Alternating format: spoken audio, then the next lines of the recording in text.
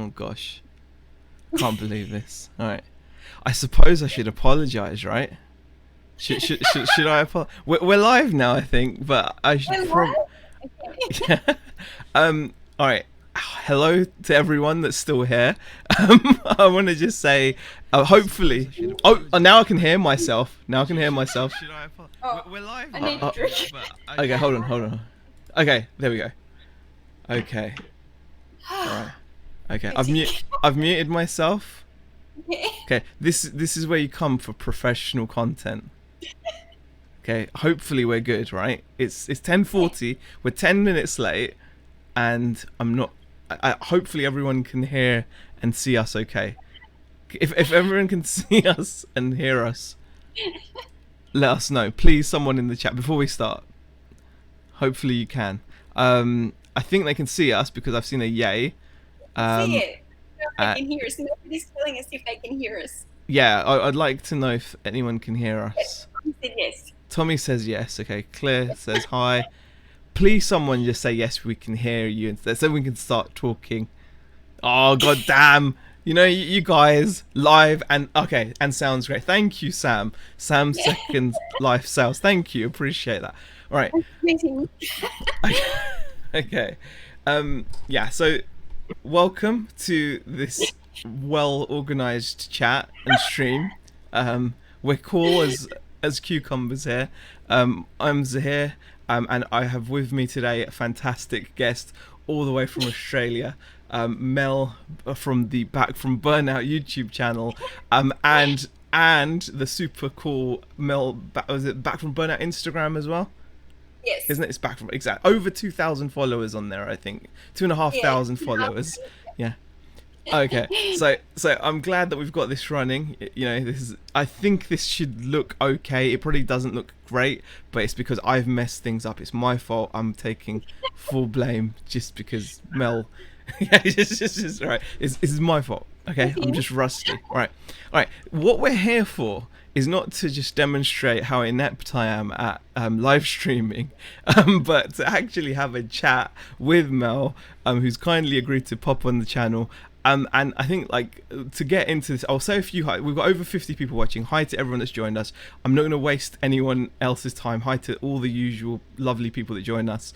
And what I'm going to basically do is we're going to get on with the chat, because one of the things that I absolutely love about doing these things, and I don't do them often enough, is like what attracted me to this whole community and thing is when you talk to other people, you find out about what got them into this. Like, what was it that actually motivated other people? Like, what was their reason for getting into this? Because I remember very vividly, like, what channels I watched and who I saw that motivated me into making this feel like a real option, i.e., selling on eBay to earn an income. So whenever you get to a chance to meet other people who are like doing the same thing, yourself, Mel, you're on YouTube, you've got your Instagram, you're obviously selling. It's always nice to hear like why. So I mean, what first thing I say basically is just you can say obviously hi to the chat and give us like a precede, like, what got you into the whole reselling malarkey. Okay. Well, hello to the chat. I'm finally here. What got me into reselling? I think that I was taking some time off my other job because I was having some health issues.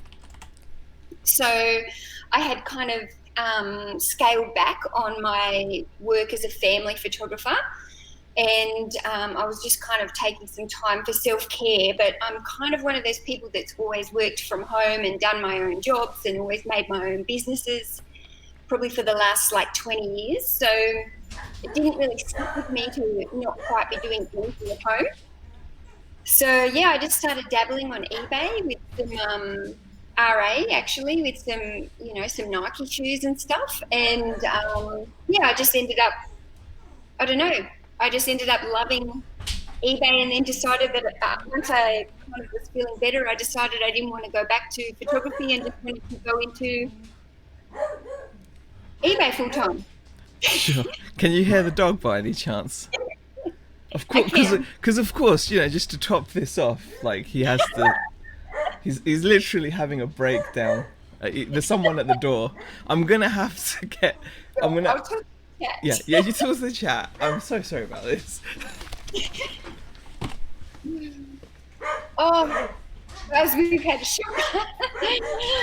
First of all, I tried to use my computer to get some better light, and then I set it up, and then it was slow, but then I couldn't hear Zahir, and he didn't have something right on his channel, so I couldn't hear him at all. So anyway, it's been a Ow! Jeez.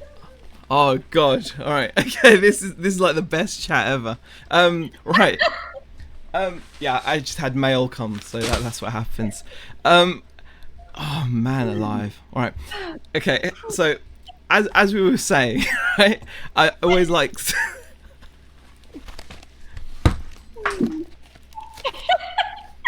Yeah. There you go. There you go. All right.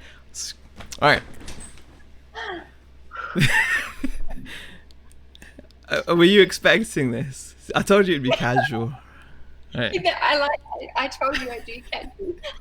This is as casual as it gets, really, isn't it? I mean, the unfortunately, I don't know about you, like my dog, like literally will throw himself at the window as hard as he can. He will knock himself out. I'm just upset that he didn't knock himself out and stop barking earlier. But yes, all right. So. I've always found that kind of story, like the backstory of what gets people into. Are you gonna be okay? Hey, this is serious. Mel, I don't know why you can I ask why you thought you could come on this channel and just get giggles like this. I mean, Oh, I've lost the plot now. I don't know why. I mean, this is serious. I mean, is this not how you expected? Is this not how you expected it? I mean, this is yeah. I mean,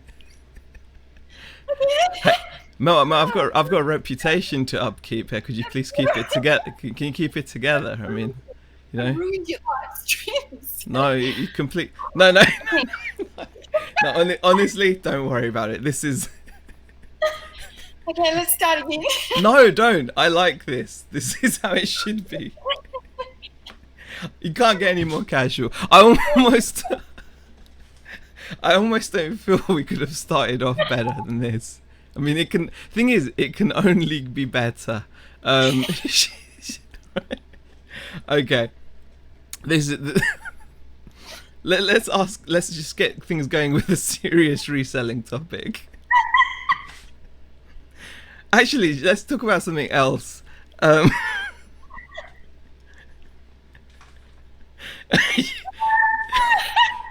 So would you say you're quite like a jovial person? I mean, do you okay. Do you regret coming on this channel now? Please don't say yes. You'll hurt my feelings. No, oh, I'm sorry. We lost all the. No, viewers. don't. No, I think some of them are still here, and the ones that are here are laughing.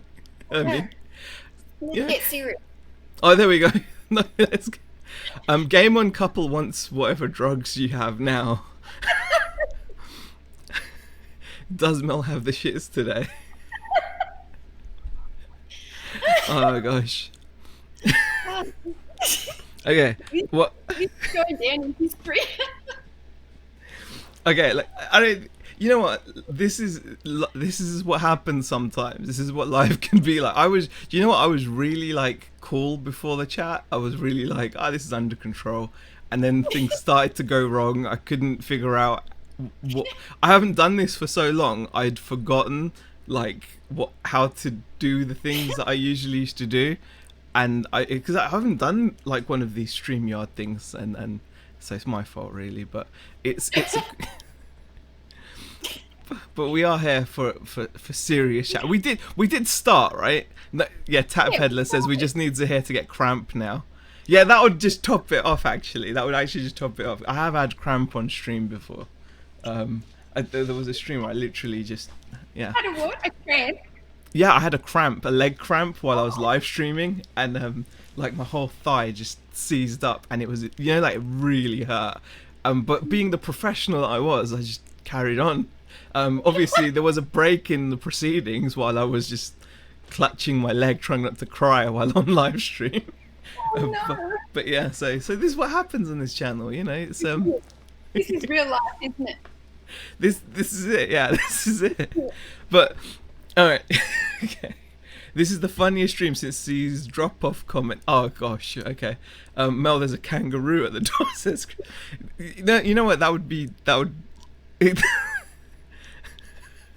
Bronze asking Mel, you got a nappy on?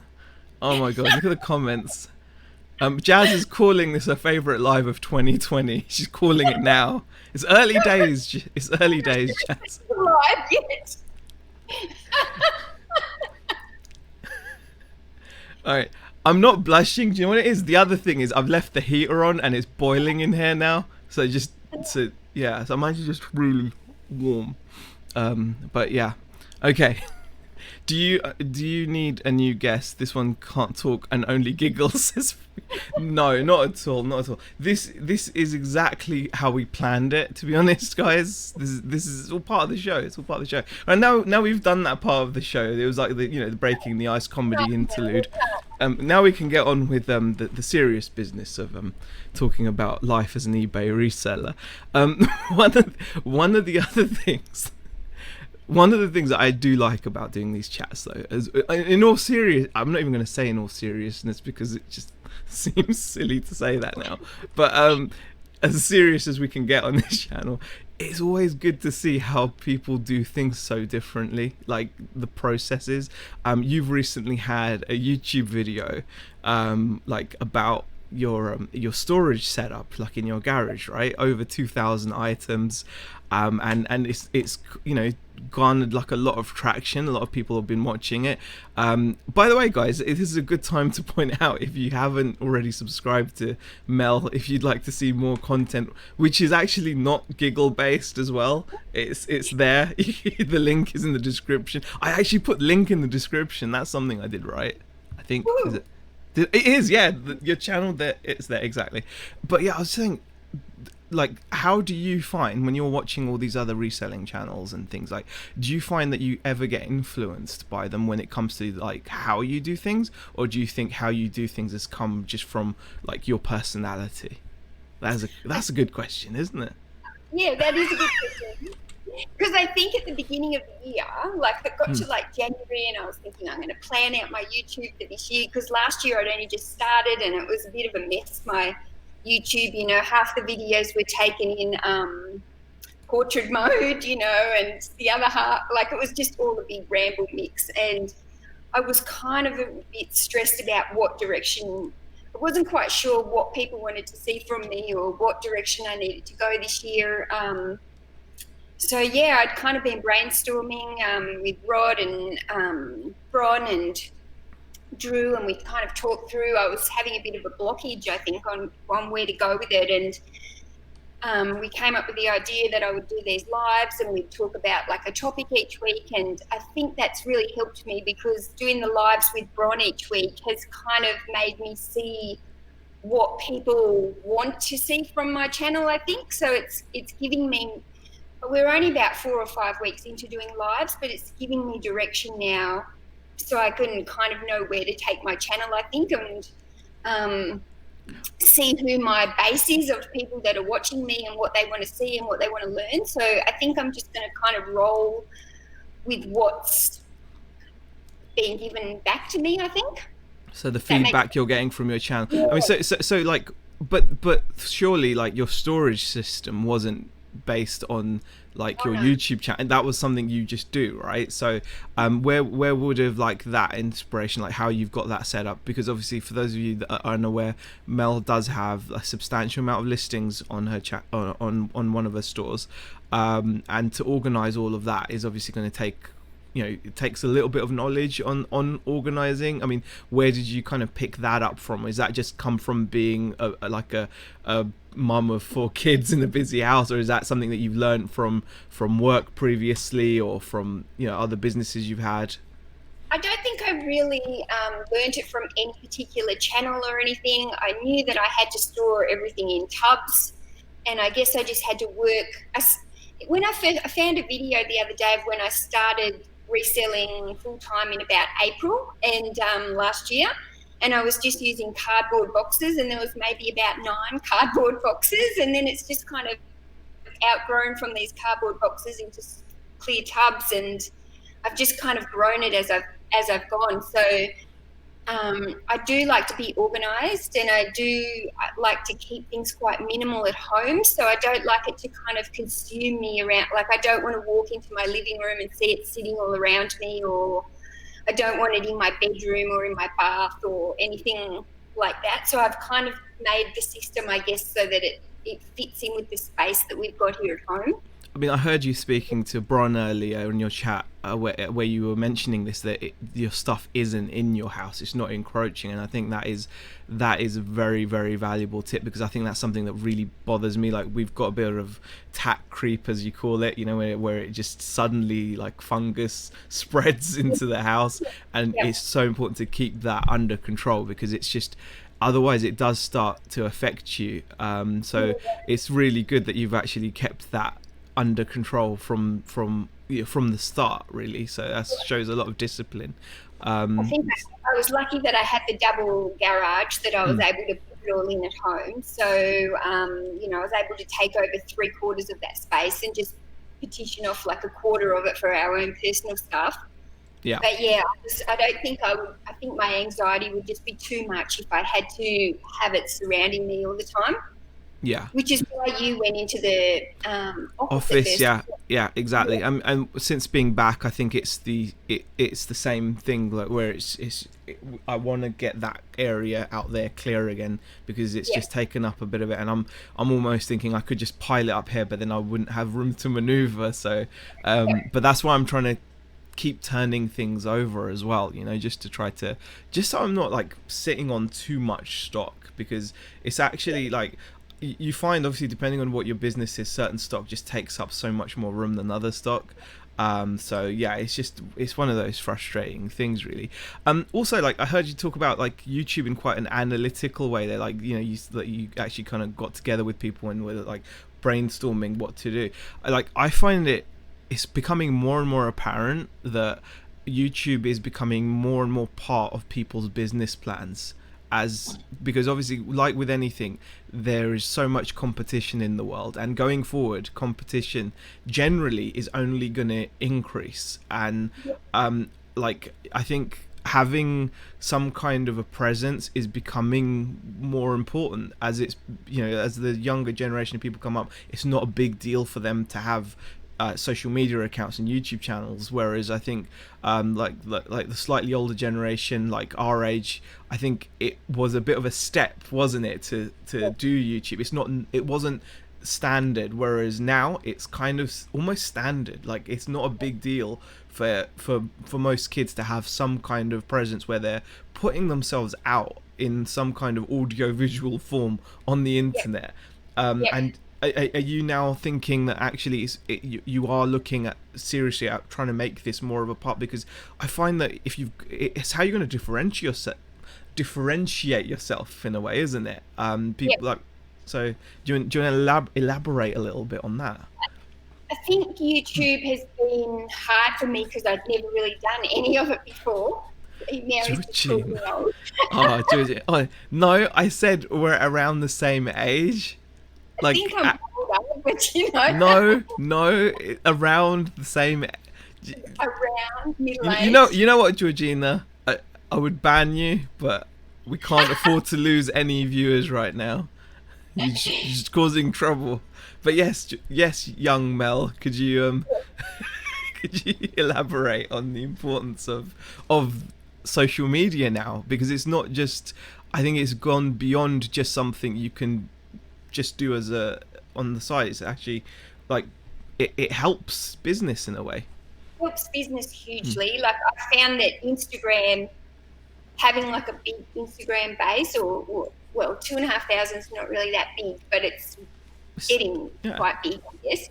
but I feel that the Instagram base has helped drive traffic over to the YouTube channel, and that's what's been helping. As the Instagram has grown quite heavily, I guess, in the last 6 weeks, maybe, then the Okay. YouTube has also grown heavily in the last 6 weeks. So it seemed to all kind of come at once, and um, but yeah, it's such a learning thing. And because you know, 9 months ago, I'd never even logged into YouTube. You know, I'd never been part of a chat. I'd never done it. So to have to come in now and learn, not only am I trying to learn eBay to its best potential and, you know, learn how I can get the best out of my sales and stuff, but I'm also now I've got to learn how to make movies and how to do iMovie and how to learn YouTube and how to make the best of Instagram to be able to push, not push, but, you know, like drive traffic to the YouTube if that's what you want seen. And so it all kind of entwines together, and it just becomes more and more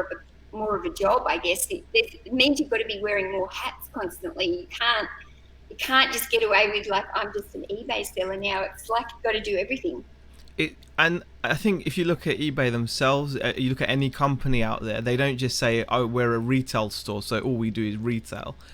Yep. They're in if you scale it up, they're desperate to also build a strong social media presence, aren't they? I mean, like, you know, like even going further than that.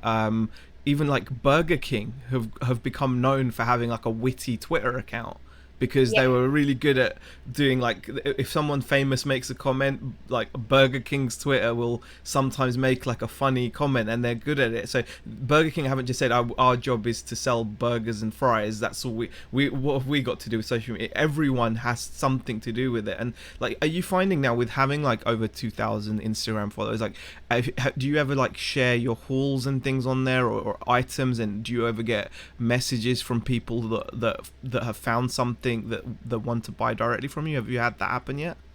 No, I haven't had that. I normally don't share a lot of my Ah, hauls. Not okay, really a haul sharer. okay, I don't. It's not that I don't want to share my hauls. It's just that for me personally, I actually find it a little bit boring to watch hauls. okay, Not really something that I particularly am attracted to, I guess, in watching from other people. So I okay. guess I don't show a lot. Maybe that's why I don't. I mean, every now and then I do. If I do a If pick you up a found nice. like a super cool like vintage item of clothing, so for example, like if you share that, does that garner a lot of like comments or interest when you? Not so much yet, I don't think, but Okay, maybe going forward it might. But yeah, at this stage, no, I don't think I've shared so much particular about any specific items I've got. I've more shared my daily life, I guess, and just, yeah, I just kind of just S- daily mum life, I guess. what what well, leading on from that, so if you're not like into hauls, and that's a really good thing to actually share, because it's not everyone is into just watching what people have bought. Like, what do you get like in terms of what's the most valuable takeaway from watching channels out there? Like, what do you look for when you're looking for content? Well, I think for me, there's either two things that I'm looking for. I'm either looking for straight out entertainment where I just want to literally have background noise while I'm working. So I want to just be able to go into a live and sit there and listen to something that's really casual and, you know, just a bit of fun, I guess. Hmm. Or I want to either be sitting down at the computer and I want to be learning. So I'm actually sitting there focused on learning something specific, and then Okay. I will keep researching that until like I can just keep. I'll just look for YouTube tutorial after tutorial to learn something quite specific. I say very Um, very specific things. So, yeah, but so yeah. wouldn't the hall kind of fit that, or do you find that you're quite happy with you're good at learning that kind of stuff yourself, like what sells? You're quite I proactive don't with that, are you? Or I think with the haul is I hmm, find that I can watch somebody else's haul and I'm never going to find the same things that they find. So to me, like sometimes I put it on and I might hear something in the background. You might hear a brand and you go, oh yeah, I've seen that brand. I can pick that up.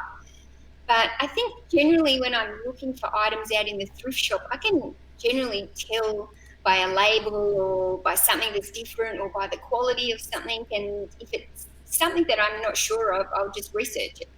That's a really, really good tip, actually. See, look, Yeah. this is all about the that. No, I've talked about this previously in the past, when like I used to make other videos about that kind of stuff, where it's like learning how to spot quality is Yeah. probably the most important skill that you can have, because then Yeah. you can just apply that. Then you don't have to worry about being niched into clothing or anything like that. There are obviously some niches where spot knowledge is important, and what I mean by that is, like, say if you're into video games, there's no difference in quality between one Nintendo game and another Nintendo game. They're made out of the same plastic, the same, there's no difference there. So you can't really use like the knowledge of like quality knowledge, as it were. In that is literally just knowing specific knowledge that game A is worth £100, game B is worth £5 or whatever. That's like something you have to know. Whereas, but in a lot of other ways, in a lot of other niches, and what I mean by that is things like electricals even, or clothing or footwear or homewares and things like that, you can get quite far with what you said, just being able to spot quality. So you look for things like just the materials things are made from, the method of manufacture. You can tell like how something is stitched or how something is put together, how much it weighs, where it's made, all that kind of stuff. Yeah. And with shoes, you can kind of spot really nice men's quality leather shoes or women's shoes, and then you can kind of look the brand up, and you can tell sometimes by the sole of the shoe how it's made. And yeah, so Yeah. I think a lot of my store is bread and butter kind of items. Like I do sell a lot of just everyday basic wear clothes, Yeah. but I can, even if I'm not familiar with the top of the range brands, I think I can spot a label that I can go, hold on a minute, I need to research that label if I don't know it, or yeah, I can definitely feel the fabric or something. One other thing I want to touch on, that you're quite keen on doing, is sharing your stacks, hashtag stacks, on Yeah. Instagram, right? Where you encourage people to show how many parcels they've got flying out on a particular day. Now, like, obviously you're doing clothes on your main store, and you're getting quite a lot of traction there. In terms of scalability, how much more do you think you've got in terms of capacity? Like, how much more do you feel you can grow that business, or do you feel that you're getting to the point where the time you have to spend sourcing for inventory, listing, and then shipping it is now getting to the point where that's what's kind of forced you to look at other businesses as well? Or do you feel there's still more growth room? What would you say to that? People that I, I think definitely I've almost got to capacity in how much I can do as a one yeah, one person. person, yeah. So I've pretty much got to, between running around with 4 kids and, everything else that I have to fit into life, I feel like I'm probably at capacity with store level, but I'm not at the level that I want to be money-wise. So I have this juggle where I've got to work out what I can do to be able to grow. See, that's such. This, guys, honestly, for those of you that have managed to stay through the beginning, right, this is actually really interesting, because this shows that, like, you're willing to actually analyze your situation, where you're like, you're saying, okay, I'm getting to the point where I'm doing as much as I can, but the income from that simply, I can't grow anymore, because you've obviously got time restraints, you've got space restraints, but obviously time is going to be your number one thing, isn't it? Time, like, you give it, out of your day, like, out of your working day. So what's your average working day, first of all? What's your, Oh God. like, Well, hours out? And I mean, I'm just talking, just give me a number, average hours I would say for everything. 10. 10. And out of that 10, what does eBay take? Um, 4. 4. That's not much. That's not much. But do you feel you could give any more of that 10 hours of work to eBay, or do you feel, or do you feel that then you'd get diminishing returns in terms of your? It's such a tricky thing. I just feel like that if I do any more than I already do, then I'll just get burnout again and I'll crash. Like I Mm. kind of know my own body's limits, and I kind of, even the last few weeks, I've been in a bit of a rut because um, I just was tired, and after Christmas, I think Christmas was a good lead up. Everyone going Q4, it's going to be massive, and then Christmas, and you're leading up, and then you get through Christmas, and you're still going through January. And I think a couple of weeks into January, I was just like, I'm done. I need a rest. So I kind of feel like for me to get the balance right, I just need to monitor it a little bit more. But I think the first thing that I do will be outsourcing some photography. If I can outsource some of the photos, that'll really let me concentrate on just sourcing and listing and making YouTube stuff, because I'm surprised at how time consuming the YouTube actually is for all the back end side of it. Mm-hmm.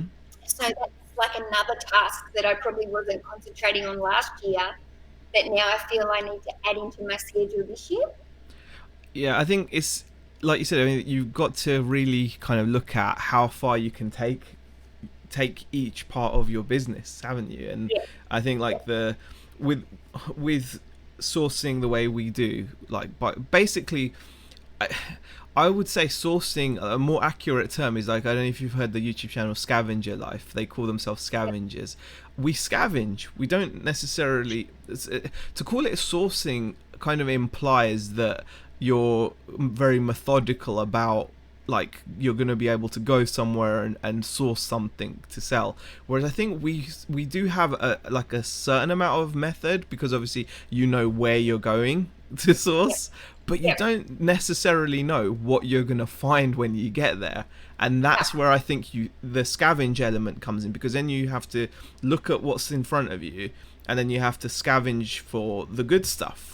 Like, and I think that's very, very time consuming. Like, I've been outsourcing scavenging a lot recently. Like, I've been focusing a lot on that, and it takes time, it takes energy, and then you do have to factor in, okay, now how much of that time and energy is gonna convert into actual cash. I wish I could actually figure out some kind of a formula that would give me a number, because then you're right, because then you can say that's not necessarily worth it, and I'd be better off trying to grow this, or grow like more on YouTube, or grow on Instagram, because that might bring better returns. So it's so important to kind of get that balance, and to have that figured out is not easy.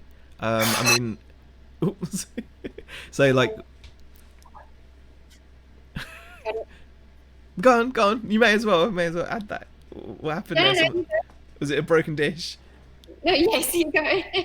Sorry. Not at all. But yeah, I was just saying, I just feel that it's really important to kind of factor that in. I mean, like, is that how you look at it, or do you feel sourcing is different to scavenging? Because I kind of feel it's scavenging.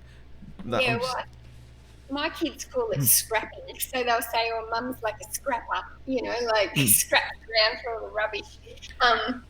Well, it's not necessarily rubbish though. It's not rubbish, but some of it is a bit of rubbish. But like a lot of the time it's not. But you do have to kind of hunt for it. Yeah. And sometimes you go out and you don't find very much, and you can spend 3 hours and you come home with like a handful. And other times you can go out and you spend 3 hours and I'll come home with a bootful. So, it's kind of luck of the draw, and you never know what you're going to get on what day. So that bit can be tricky, because if you spend 3 hours and you only come home with 5 items, then you really haven't made very much for your time spent. So you really need to go, okay, if I'm going to spend 3 hours sourcing, I really want to come home with this amount of items. And you have to kind of have an idea in your head how many hours a week that you want to spend sourcing, to how much you want to spend listing and photographing and stuff, and how many days a week you want to. Do you just want to source 1 day a week and buy everything in bulk, or try and go out multiple days a week and just do it for shorter periods and get less at a time? And then you have to then work out, well, how else would that time be spent better? And you've got options. I mean, you mentioned that you did have a photography business as well. So have you thought about kind of, I think you said that you still do the odd kind of small job for like local real estate, or estate agents, as we'd call them here in the UK. Um, yeah. I do a little bit of work for a small boutique real estate agency. So I'll just do Okay. his houses. Hmm. And that's not too bad. I don't mind doing the houses because I don't really have to deal with any people, and the agent organises it, and half the time the houses are empty and I just have to go in and shoot them. So that's kind of like easy. I don't mind that. It's the dealing with people and the families and stuff that I don't really feel like I'm ready to go back to that yet. I mean, I've been looking into. I mean, not into like doing it as a business, but I've been like into camera stuff as well, and I've been watching a lot of videos and about business and photography. And you often actually hear from a lot of photographers, it's actually the corporate work that is the best paid and the easiest, although it's mostly the least satisfying as well. So when you're doing that kind of work, is that? I mean, would you consider like selling your soul a bit more, as it were, to do that kind of work, because it's the best paid, and you, like you said, you wouldn't have to deal with people, you know, not that much. It's definitely the best paid. I think doing event work, not weddings, because they're really hard work, but like events where you're just kind of walking around taking candid photos Mm. at night time, or you know, at a function or something. They're quite good jobs to get. They're very casual. There's kind of no expectations on you. Yeah, well, that I think that's the thing with companies when they hire you, they're not, you know, you see their websites and the photos they have, they're not expecting anything that amazing, are they? So I think it's very hard, but when you do a creative job, to not put expectations on yourself, and you're mm, constantly judging yourself and your own work and whether or not it's good enough. And people probably do that to the same with YouTube. You know, is my video good enough? Is my thumbnail good enough? All those kind of things. And well, photography, even with reselling, I know it sounds silly, but people put the same level of care into their listings. So some people won't want a listing to go live unless they feel it's perfect in every way. So you know, they'll want to make sure they've got all the keywords and the best photos and the best description. And I think, like, I think I've heard people say, but sometimes good enough is all you need. But sometimes people do have because you know, you're proud of your business, you're proud of what you do, and you want to be good at it, I suppose. So and I actually tested this recently on one of my other stores, my second store. I actually tested it with just using some phone photos, because normally that's something that I have a really hard time of letting go of, is the photos for my eBay store. yeah. And I actually had my daughter take some photos for me one day, and she edited them on the phone. And instead of putting them in my main store, I put them in the photos in one of my other stores, just to see, because I actually struggled with those photos because they were not to the same standard as my own. Hmm. And those items are still selling. So at the end of the It day, makes you feel, yeah, are you putting in more than required? that's it, because you know, they've still sold. They've still sold for the same prices that I'm getting on the main store. I haven't put any other additional information. The photos aren't the same quality, but at the end of the day, they've still made the sale. Drew has just put, look, my mum husband Drew says, don't let perfection get in the way of good enough. That's what I was looking for. That's right, yeah. And I think that's just, you know, it's just one of those kind of scenarios where you know, you have to control that side of you, that creative side, to just get the business done. And I think that's, you know, it's something that we all have to think about. So it's good though that you've got these different hats on, like you said, but like, currently, how are you feeling? Like, you know, we're in February 2020. By the end of the year, do you feel that the ratio will still be the same? So eBay still taking up about 40% of your time, and then you've got 60% devoted to what does the other 60% of your day involve No, normally? I think I meant 50%, like, is on the eBay site and Yeah. everything. That's not including like my sourcing and my Ah, okay. photographs. So it's actually a lot more than 4 hours a day. See, Yeah. So I do spend most of the time actually. There's on not much eBay. time that I just sit around doing, wasting time. Like I am actually. No, not wasting. But I meant more like, so your 4 hours you said was just how long you spent on eBay, as in the Yeah. website, but you have to include sourcing and photographing, Yeah. which must add hours onto that, which means that you're looking at maybe 7 out of your 10 hours. Or I don't know. So I try and source only a couple of times a week. right. I don't go out every single day. I try and do a bulk lot on the Monday. Hmm. So then Tuesday, I like Tuesday and Wednesday, I prefer if I can just totally stay home and just photograph and list, photograph and list. I find that much more productive than going out in the morning, sourcing, coming home, photographing.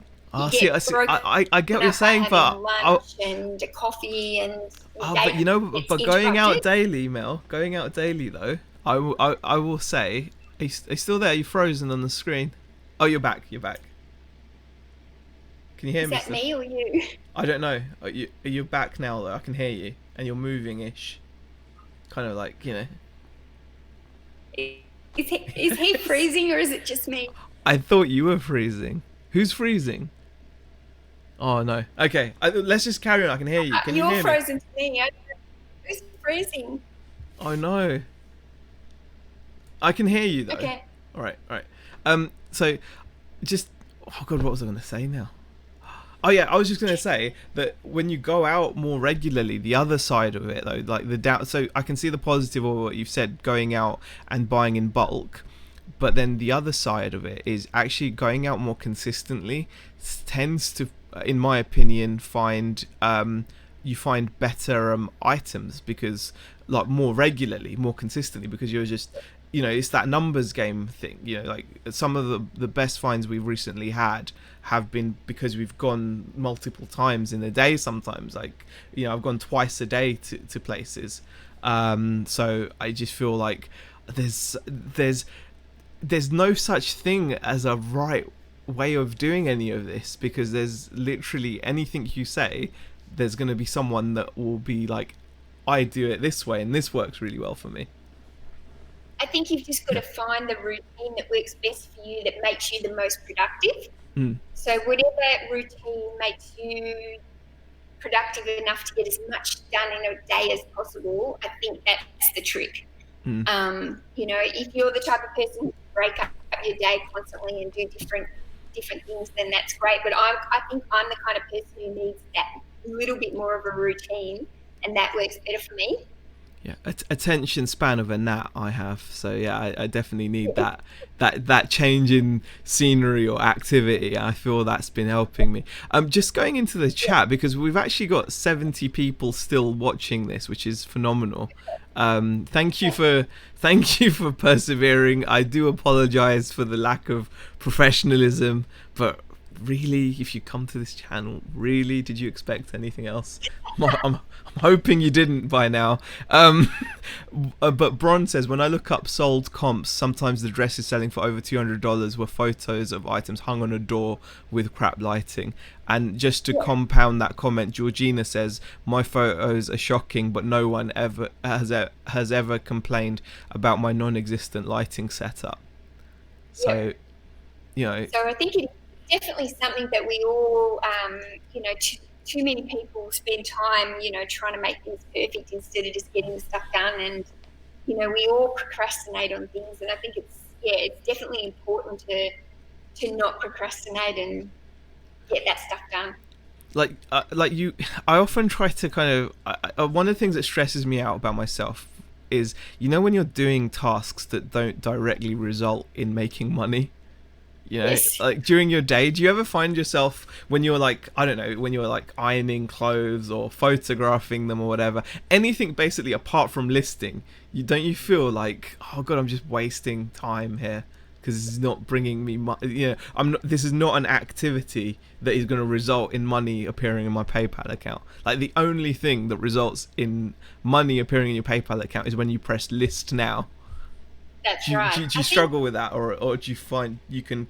I do. Yeah. And you know, my brother, because he works in real estate, and he used to always say to me, the first three things that you have to get done in your day have to revolve around making money.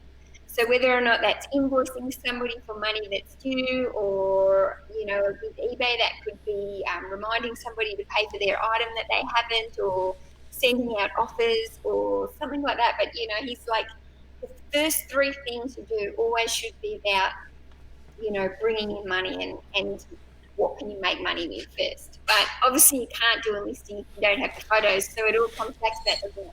Georgina says, like, looking after my kids. Yeah, that doesn't make you anything. I mean, that's just bad use of time, Georgina. You stop that immediately. Um, but it's a difficult one because you're responsible for your own income. Like, because you're like, if you don't work, you're not going to get that paycheck, right? So it's constantly, it bothers me, and I'm like, but I know I have to do these other things. Like, if I don't, like, I've just to kind of like, past 3 or 4 weeks on our YouTube channel, all we've done is our Friday chat. Because I've been feeling like that, because I've been agitating and thinking, if I'm on YouTube, like, I'm not going to be making any money, I should be listing. And I'm like, but my YouTube will never grow either. On the other side of it, it won't ever grow to how I would like it to be, because, I'm quite honest about it. I'd love for my channel to be like, a big income stream, why not? And like, but it won't happen if I don't put the time in. But when I'm putting the time in, I'm feeling like, this isn't making me any money. I need to do the thing, and in my head, my thick head, all I can think about is I need to be pressing that list now button. If I'm not pressing that list now button, I'm not making any money. I need to get that's something I need to work on. I definitely spent last week doing a lot of research on YouTube and trying to learn it and learn more about it. I think since I had my storage video be quite successful, I guess, for a small channel, I was like, well, what did I do for that video that's made that go really well? Now I have to try and figure that out so I can make the other ones go really well, and it's kind of consumed me. I'm learning, like, how do I do this, and what are my stats, and how many more views have I got each day? And it's definitely been, it took my focus away this week, definitely, from listing and making actual money. But I don't feel. Yeah, but I don't feel that it's the right thing to, like, I don't think it's the right attitude to have. Like, I know that's how I feel, like, it's the listing is, but I don't necessarily feel it's the right attitude to have it either, because, like with anything, it's not black or white. There's a grey area, isn't there? It's like, you do whatever you do have to invest. Like, even with reselling, at first you have to invest. You have to invest a lot of time, money. Like, when I look back at some of my, like, older videos sometimes, and you look back and you think, why did I think, why were they even showing that in, like, I'm proud of that. Like, I'm actually going on YouTube and bragging that I bought this to sell, like, and you can look back at yourself and feel that way. So now I'm looking at that and thinking, well, I was learning that was my investment there, that bad buy or whatever, like, that was my investment. And if you kind of learn like that, right? So it's a good thing that you've been researching. It's not a bad thing. It's about telling yourself that, I suppose, or making yourself appreciate that it is a good thing that you've spent time analyzing. And I do love to learn anything that's new. I love to learn it, but I think also, if I'm going to bother to do YouTube at all, then I want to do it properly. So you're just making me feel bad after saying that.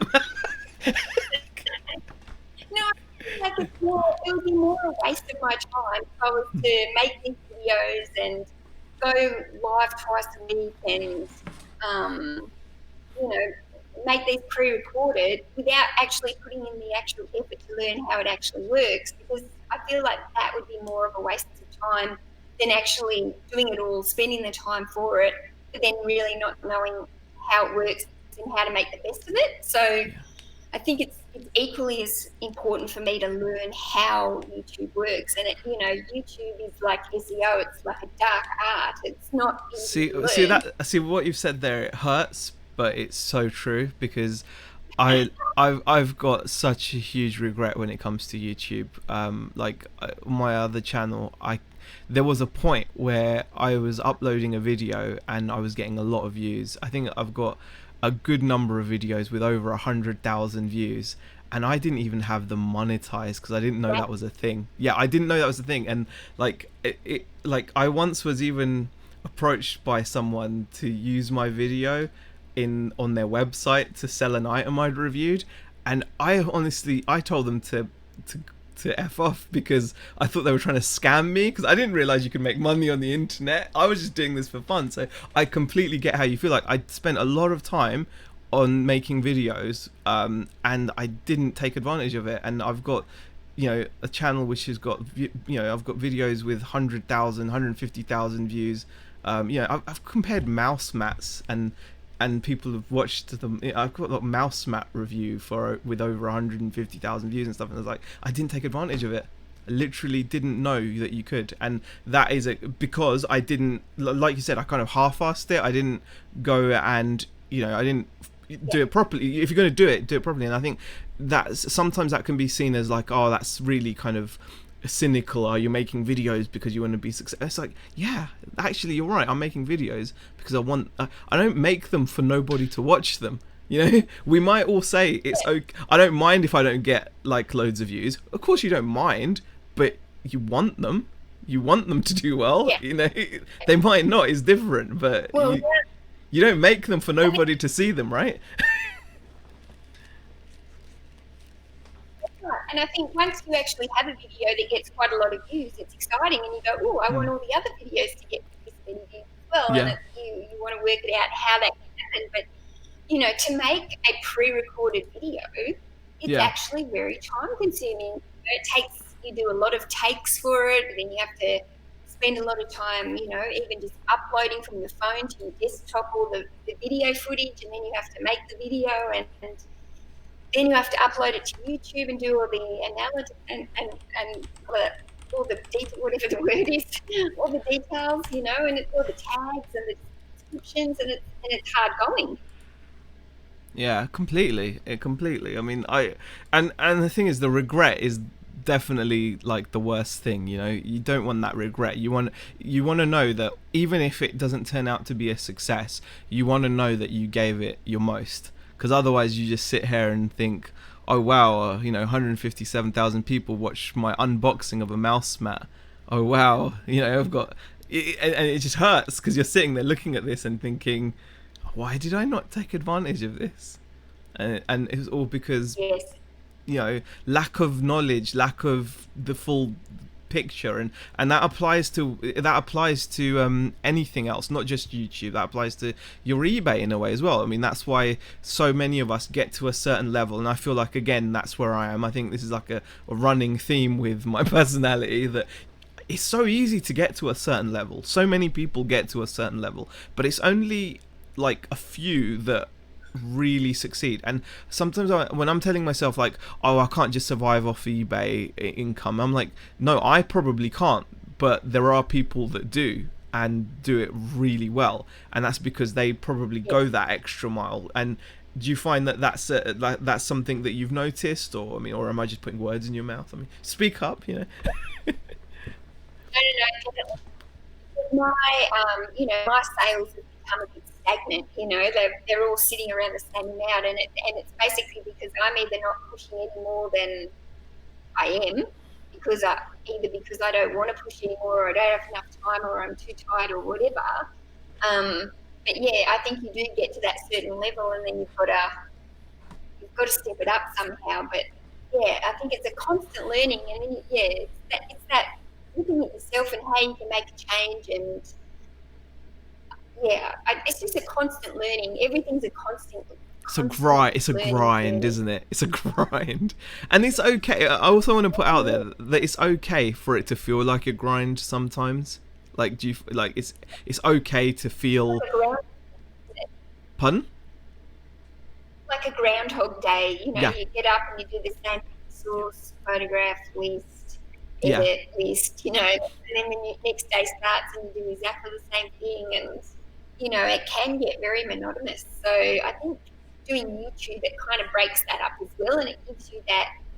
Well, one, the lives give you a bit of a social side of it to it, and then the pre-recorded let you show a bit of creativity, I guess, and you get to do something that's a bit fun and different, and you get to play around with that stuff. So that uses a different side of the brain again. So there's so many elements. I think yeah, you have to just be aware that it is a grind. It will take time, but it doesn't. As long as you're putting in as much into everything that you're doing, I suppose. Like it's the quality of it, I suppose. But yeah, it can be stressful, and it's okay to feel stressed as well. I think it's important to put that out there as well. I mean, like, I think it's not a it's not nothing to be like ashamed about if you're feeling a bit down about it, or if you're feeling like there's loads of times where do you ever feel like do you ever look at your inventory and just think like, what am I doing? Or is that just me? I don't know. Do you ever have that? Or be honest, please. I think because mine's organised so that it's kind of like it's okay. So what you're saying is no, it's just you. If I had it all on shelves and I had like all random bits and pieces and equipment and stuff like that, then yes, I think I would feel like I was just storing stuff. But maybe because it's in tubs and it's mainly clothing or books, so it's all stacked neatly. Well, that's the thing. For me, it's definitely the just the random nature of odd shapes, and I can see that coffee machine. I mean, that's good money when it sells. I mean, but it annoys me. Like, why have I got, I should have a box to put it in or something. I don't know. Damien DB Resell says, I spent years thinking there was some sort of invisible glass ceiling that was stopping me from being successful at anything. Then one day I realized that ceiling was me. Okay, how profound, but very true. I'm not taking the mick, Damien. I am taking the mick actually, Damien, but I'm not as well, if you know what I mean. Like, it's so true. It's corny, but it's so true. It is definitely a psychological thing. What I would suggest, guys, if you've got any amazing questions, it doesn't have to be amazing. They can just be good. Hell, they can be average. Actually, we'll do average and above. Any average and above questions for Mel, please put them in the chat. Because she's a great person to talk to. This is the first time we've actually gotten a chance to be on the chat. I think we've talked about it for a while. But yeah. Maybe a live with Andrew or something. Maybe. Yeah. Yeah. I think also one other thing I want to touch on actually, whilst people come up with average and higher questions, is like one of your underlying motivations is debt, right? And I know how that is as well. Like, do you want to speak on how, because you know how this feels, that baggage is there constantly, whether you're having a good day or a bad day, whether on a good day it's less noticeable, on a bad day it's that much more noticeable. How do you feel that has affected your general performance and achievement in all these things that you're doing? So even though you're doing really well at eBay and you're doing well on your Instagram account, on YouTube, do you have that feeling that if you didn't have that baggage on your head, you'd be that much better even than you already are? Yeah, it's definitely a weight on you, and I think there's definitely times where it gets you down, and you just feel like you're living this never-ending vicious circle, and there's nothing left to do anything fun with, and every spare cent gets put into that. You've got your stock, and then everything else is going, to pay that off, and sometimes it does suck. Yeah. And I think it doesn't go away fast, does it? It's just like it's another grind. It's a grind to get it gone. I think also, like, in my experience anyway, I feel like a lot of my debt was just cost of living in like London. It was expensive, wages aren't great, so it wasn't like we were going on holidays or anything like that. It was just literally living costs. Slowly you end up having to put things on credit card and whatnot, and I just think like I need to break away from that mentality that I had as an employed person in debt, where it's almost normalized. Like I don't know what it's like in Australia, but in the UK it's almost normalized that you have a certain amount of consumer debt when you're working a regular job. You have to, and I almost feel like I've got to retrain myself, not just teach myself how to run a business and this and that, all these things that all these hats, like you said, we're juggling, but I've got to like retrain myself financially. Like I think my financial literacy must be that of like a 4-year-old, probably worse. My net worth is less than a 4-year-old. I mean, I think, my I think dog's richer than I that, am. like my debt isn't Yeah. from spending it on luxuries. Do you know Yeah. what I mean? It's My debt has come from school fees yeah. and it's come from surgery. So Mm, it hasn't just come like I don't get into debt by spending too much on groceries or buying myself clothes or mm. things like that. But like the school, because I took so much time off work when I wasn't well, then I just the school fees just they're just so expensive and they just build up and they build up and now it's just trying to get on top of them.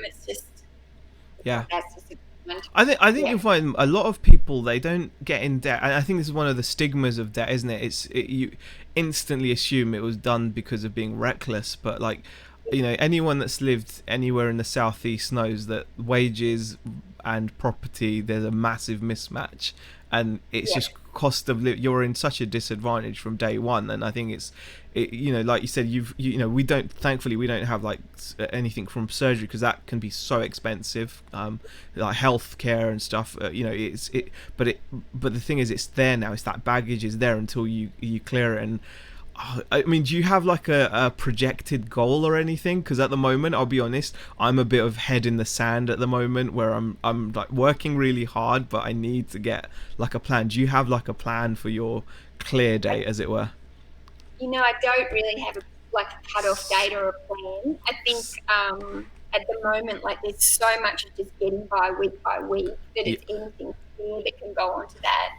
yeah. But I it's just so hard. When you like, I've got my whole surgery, which was like $10,000 onto the credit card, and when you're only paying the minimum amount every week, it's just yeah, it's just paying off interest on that amount of money. So it yeah. just doesn't go down, and then if there's just nothing spare each week, like it's just Uh, how do you get rid of it?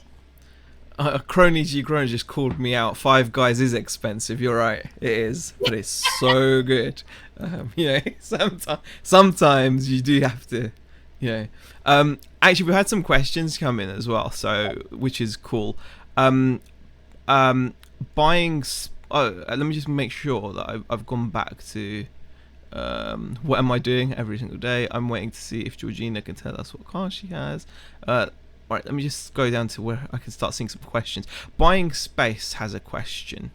Um, Mel, would you mind telling us about the burnout you recovered from? Do you want to? Okay, so Yeah, well, it's a bit of a long answer, so I'll try and keep it yeah, short. But yeah, basically, we had like a financial problem with our tax, I guess you could say. We had a very poor accountant who we were a few years behind on our tax, and we had an accountant that ended up in a mental institution, and he just stuffed up our wow. whole, not just us, but every single one of his clients. And yeah, we just ended up like in this huge tax debt that we weren't expecting. And so we actually had to sell our primary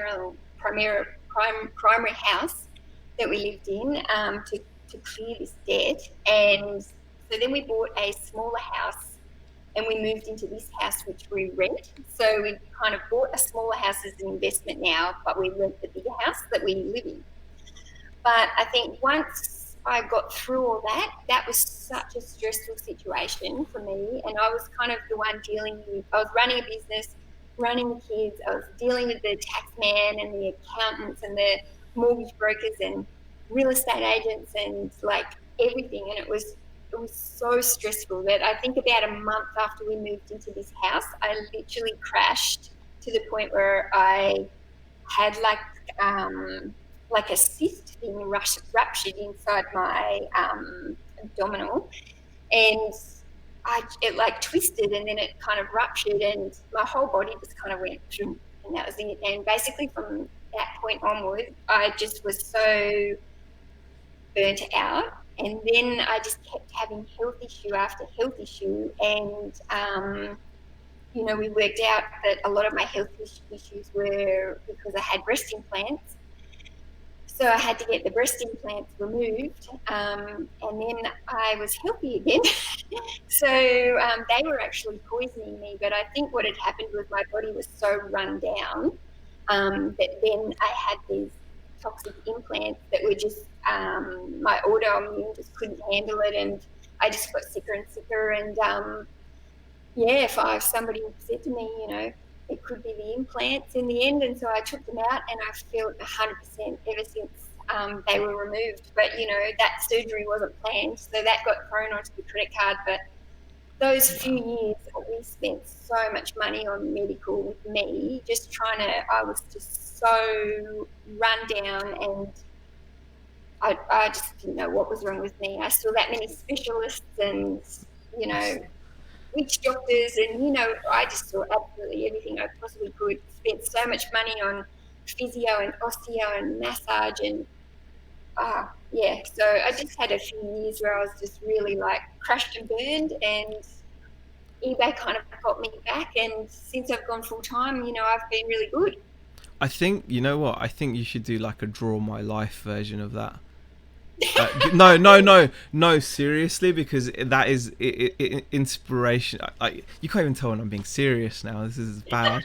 No, honestly, because I think because you know what? That's the kind of thing that inspires people, because everyone goes through battles of their own, don't they? Everyone does, and the more that people share, I think. Yeah. It just makes you feel more normal, that actually, like, no, I'm not on my own dealing with this. Other people are dealing with this, and everyone's got different levels. Obviously, there are going to be people out there that have had like more severe battles. There's going to be people that have got less severe battles, but they're all equally valid. So even though someone might have gone through something a lot less than yourself, I'd still say it's just as, in their world, it's just as valid as what you've gone through in your world, or what I've gone through in my world. And I think the more that people share it, I think that it just makes for, I'm not saying you should do this, like you should do it, like I was just saying it, just forget about it. All right. it's just I do remember being like when I turned 40, and I remember just feeling like a shell of myself, when there was no way I wanted to celebrate my 40th, because I just felt like a real shell of what I was. So yeah, that was a really hard year, I think, the 40th year, but onwards and upwards. We're nearly 44, so wow. we're through. Bron says I could listen to this chat all night. Oh, that's nice. Bucks Toys and Collectibles says this is super average. Good. This is going to sound really stupid as I'm a newish back to eBay. When your items relist on eBay after 30 days, you pay another insertion fee.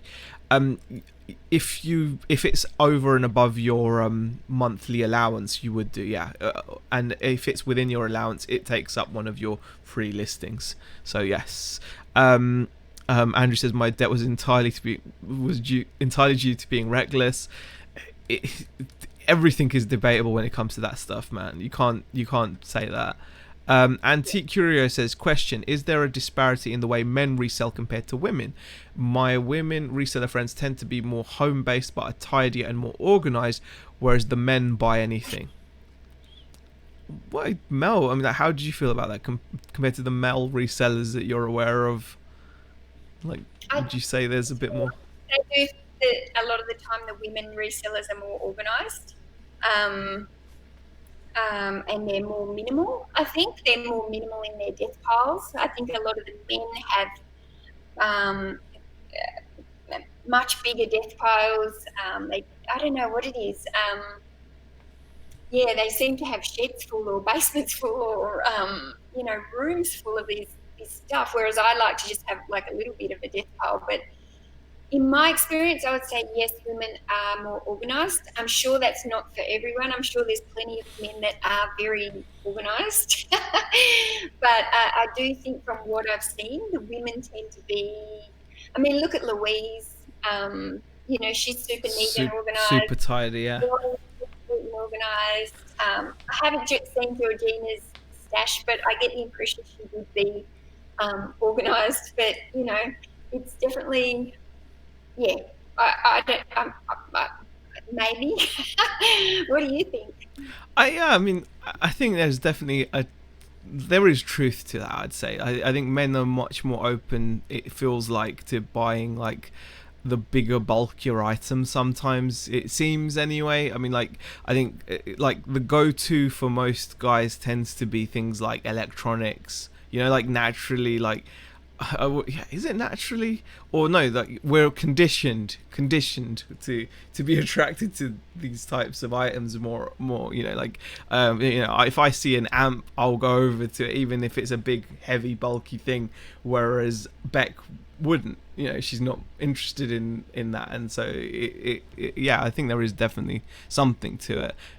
But yeah, organization. I think you see good and bad examples of it everywhere, don't you? I mean, I think although I think like for example, George Ross is very organized. Andrew is not. You know, so. He's not. uh, Out there, he's so not organised. Bron says being debt free felt like I was released from prison, life changing. You know, I so badly want to focus on that as well. Just that would be amazing. And Buying Space says it is understandable that level of stress can break you down. Glad you are feeling better. Definitely. And Crony G Crone says, how do you manage your work time around family? Do you have specific working times to work around the kids, or do you have much family support to help you? I don't have set times, but really my kids are a bit older. So my kids are 19, 17, 15 and 10. So they're all at school. They're all self-sufficient. Two of them have their driver's license. You know, it's really quite, they're not demanding of me in the same way that small children are. So yeah, it's quite easy. Like I drop the youngest two to school in the morning. I work my day around the school hours, pick up in the afternoon, and you know, in the afternoon when they're having some downtime after school or whatever, I can still get some more work done. And my computer desk is here in the main living room, so I am, if I'm at the desk, I am here. If they might be playing the PlayStation, but I'm still sitting here. So yeah, I don't know. I just work it around them, but you know, they are bigger, so they do make it easier for me. Yeah, that's good. I mean, that's the thing. You kind of, like you said, it comes down to what works for you, and being a bit older, it kind of helps. Andrew is disputing his organizational skills. And Georgina says, I'm not tidy and organized. Always say I should have been a man, though, says Georgina. I'm tidy for approximately half an hour a week, says Damien. Okay. Any other questions, or I think that's it. Hard to compare resellers that are full-time and those that are not, says Deep Fried Deals. Yeah, definitely. I think I will say, like, when you're reselling part-time, there's I often equate reselling part-time and full-time. Like for me, the most thing that it kind of sticks to, if you've ever seen like online trading, like, you know, like stocks and shares, they always have demo accounts for people, and then they've got the real thing where you put your money in. And there's many stories of people, like, you know, regular people that have demo accounts, that on a demo account you're still trading on the real stock market, and these people make moves on the market, as it were, like they buy shares or they trade shares, and they make millions on their demo accounts. But obviously, when they decide to go over to a cash account, it all falls apart. It's not the same. And I think, and this is not to diminish what part-time resellers can achieve, but I do feel when you're part-time and you've got your wages covered, you can just make better decisions. Like you'd think that a full-time seller would make better decisions because their income depends on it. The reality is the full-time reseller is probably going to be stressed and have like a level of pressure on themselves, which is going to mean they're going to make decisions that are not as good as when they were perhaps part-time. Because when you're part-time, you can cherry pick, you don't have that pressure, you're just working on growing your business. But when your income, when the amount of food in your fridge, or when your rent or your council tax is reliant on you finding stuff to sell, all of a sudden it all becomes very difficult, and you can make some bad buying decisions and sourcing decisions. And that's how I feel. I mean, you're saying yes, you're like yes, as if you, sometimes then you sell things for lower than what you know, if you'd been part-time, you would have sat on it for a bit longer and got more money. But like if you're full-time, you're like so you're turning it over as fast as you can because you need that cash flow, because you're not just saving that money away, you're paying bills, you're paying the regular, you're buying food or you're buying rent or whatever it is. So yeah, you've definitely got that pressure. Okay, you've got an offer there. I need to take that offer because I want that sale. I want that bit of money.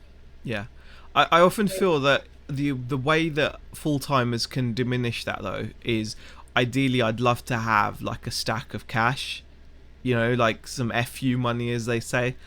Just yeah, like if you had that, I think that would diminish that level of stress, and I think Yeah. you'd make better buying decisions. And I really do mean that. I feel like I've made really sketchy decisions sometimes, just out of pressure. I do feel that, and like I said, it's not to diminish what part-time resellers can achieve, but I think you just have to like we all try not to compare ourselves. We all try, but it is difficult. We are human, and I think if anyone out there says no, I never compare myself, I'd be inclined to say that you're just a liar. I really would. Yeah. I mean that in the nicest way, because I find myself comparing myself to people all the time, and then I have to say to myself, just slap yourself out of it and just work out. But when you're comparing yourself, you do have to be very, very careful, because it's not likely you're going to come across anyone that's even 90% in the same position as you, let alone 100%, so you can actually get fair comparison. That's right. And when you've got the debt on top of that, oh it's like, you can't win, can you? It's just like, oh, hey, I need to win the lotto. and still we're functioning, like still we're functioning, and I think that is testament to like how we can only get better, right? Like we can only get better. I mean, I know that I could go and do a 9 to 5 job and earn more money, but it just wouldn't be me. Like I haven't done that. I haven't worked like that for 20 years. I've been home with the kids for 20 years doing my own businesses, and I just couldn't. Wait, A bit like you when you've gone back to work and it just hasn't worked out. I just know that I can't go, and I just wouldn't be able to do it. it's difficult. It's very difficult. I found I did struggle, but I think at the same time, I think it really comes down to how you cope with pressure. I think not everyone can cope with the pressure in the same way, and I think for some people it's just nice. It's just nice to have that knowing that you've got that steady income, and also I think that like I make no bones about this. Rebecca's working, so we get that steady income. Yeah.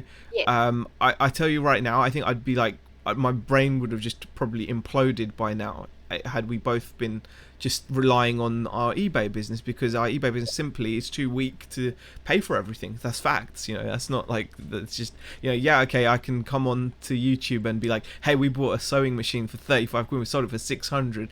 It doesn't mean we're not broke. It's you know what I mean? Like, it's like, that doesn't mean anything really. It literally doesn't mean anything. It's a great sale, but it means nothing in the scheme of things. It literally means nothing. It just wouldn't cover my monthly. It just doesn't, so yeah, it's really important to just bear that in mind. Okay, let's see what other questions. Also, not as bad when you have the income of a partner coming in, says Georgina. Exactly. That's exactly the situation that we're in. Like, like Becca's got a job, and thank God. Like, we tried doing the full-time couple thing when we first moved up north. It worked for a bit, but I think it worked at the cost of her now having to go back. And she's now been working like over a year and a half there, I think. But it's been such a relief, like, just to know that the rent's covered. Taking that pressure. Yeah, I mean, it's still, there's, like you said, there's still got the debt pressure and everything, but yeah, that pressure was just insane. Yeah. And Jazz says, yep, we're all playing the same game with a whole different rule book. Exactly. Jazz. It's and also there's the other side of it. There's always two sides of a story. Like, it's so easy to dismiss, like that's why when I say, like, you shouldn't diminish what part-time resellers do, like, work a full 9 to 5 and then come home and run a business. That in a way, that is really more impressive than someone doing it full time. At this, in the same token, do you know what I mean? Like in the same token, as if like, you know, like on one hand I'm saying, oh, you know, they can make easier decisions, like better decisions because they've got less pressure. But that in itself, like how many people can do that? I would struggle. I would struggle to the point. I would actually struggle to the no. If I'm honest, I'd say I can't do it. I just don't think I could do it. I think for me, I'm very much either or. I don't think I could work a 9 to 5 and then come home and then Gary V it and work until like. I just don't think I've got the. And I think part of that is also down to just my fitness as well. Like, you know, I'm like fat and overweight and eat too many donuts. Yeah, it's not good. So, you know, I think health, but that all comes into it. You've got to be so, you know, you've got to be like overall. I think you've got to be strong to be able to do that. And I think the people that do it, like you've got, you know, you've got 2 Aussie thrifters. Obviously, you've got Look Mum I'm Hustling. Those guys just. You know, there's a theme, there's a thread. You just have to look Game On couple. You can just see people that are capable of doing that. You know, smart, young, attractive people. That's who they are. With no kids. Yes, and you know what? Credit to them.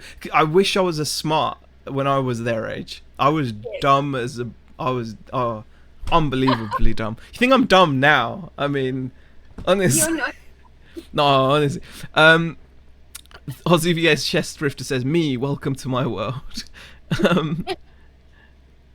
Okay. Oh, gosh, we've actually been going for 80 minutes. Yeah, I didn't realise. For about 20 minutes. Yes, yeah, we do.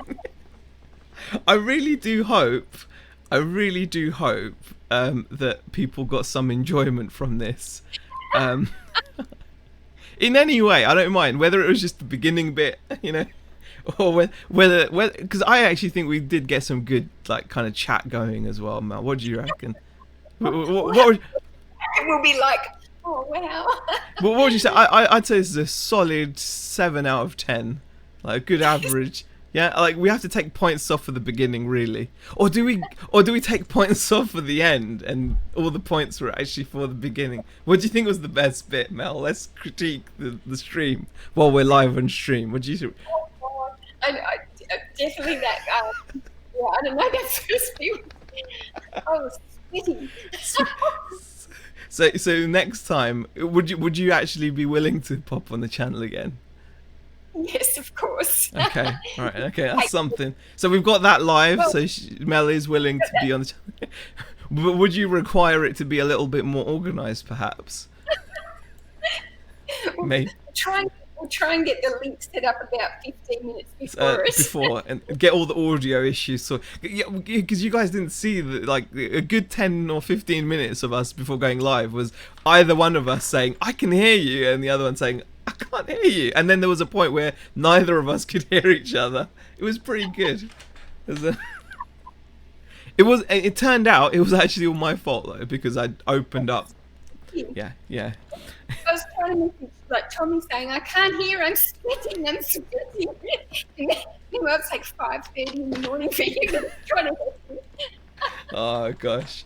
Well, thank you so much, Mel. I really, really appreciate you putting up with what this was. Thank you. And Yeah. while I'm here, I just want to really say thank you to the whole UK community, because I just feel like the UK community is really like embraced me, and I just feel like I've met so many friends from the UK, and I just really enjoy the company of the UK people. So yeah, I just want to really say thank you for everyone, not only just the UK, the whole reselling community. The community has been, it's mind-boggling, honestly. There's been times where, like, Beck and I, like, you know, we've been feeling down, stressed, and you come on for a live chat, and the guys in the chat make you feel like, you know, you're worth something, and it makes you feel like you're doing something worthwhile. And you know, it really means a lot. And I think what you've said, Mel, is just, your sentiment is 100%. It's the whole community, the US, the UK, Australia, and all the other countries. I mean, we've got people that are just like Nordic Night Owl, for example, from like Finland or something. I don't know where, but one of those amazing countries. I was like, how disrespectful is that? He actually sent us something, like a gift. It was all these sweets, like really cool things, and yeah. But yeah, it was amazing. The community is amazing, absolutely amazing. Like a And place and it's funny because I've never had any desire to travel through the world. Like it's not been something that's ever been on my radar. And then all of a sudden I'm like, I've got all these friends now all over the world. I can travel anywhere I want. yeah. So, it would be nice to go around and see everyone. But And it just gives you that ease of, like, that peace of mind that there are other people out there that do things similar to you, and there are people that do things completely different, and it still works, and you just learn. I think it's just broadens your mind. It really does broaden. Like, I think the best way to describe the community is like, like in The Bug's Life. Have you seen The Bug's Life? I don't know if I have. I probably have.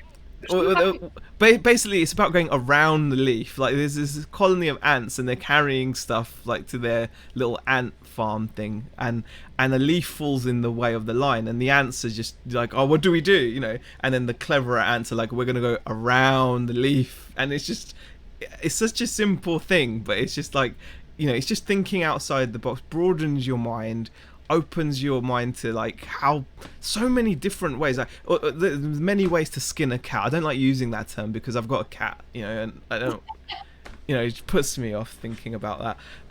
But yeah, I have a German subscriber, and Stu says, let's just agree we're all great. Definitely. Chris Tyler says we need more daytime chats. It's been fantastic. Scavenger and now an ant. Thanks, Z. No, Georgina, you're taking. It's around the leaf. Okay.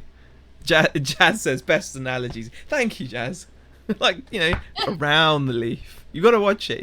If you haven't seen it, it's a great movie. It's a really, really good movie. Okay. I don't kill cats. Thank you, everybody, for joining. Over 80 people watching. Appreciate it. If you did enjoy it, please give it a thumbs up. Leave a comment. Mel, back from Burnout, her YouTube channel is linked in the description. You can also follow her. Is it at Back from Burnout? Is it? Yeah, Back from Burnout on Instagram. On Instagram as well. Yeah. Or if you search it, you find it. Yeah. So please do show some support. Mel does put out quality content. So she's learning. Thank you so much. All right, bye, guys. Now let me just end the stream. Now, don't. Okay. Yeah, this is. Here we go.